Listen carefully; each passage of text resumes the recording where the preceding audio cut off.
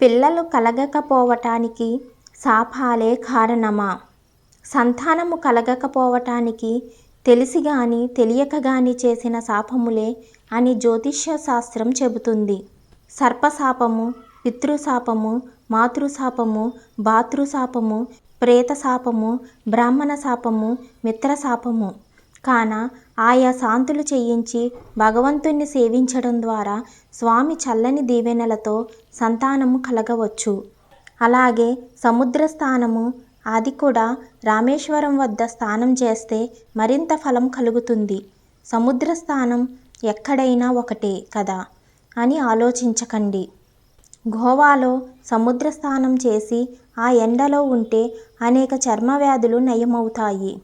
అందుకే దేశ విదేశాల నుంచి గోవా వచ్చి అనేక చర్మ వ్యాధిగ్రస్తులు నెలలు తరబడి ఉంటుంటారు.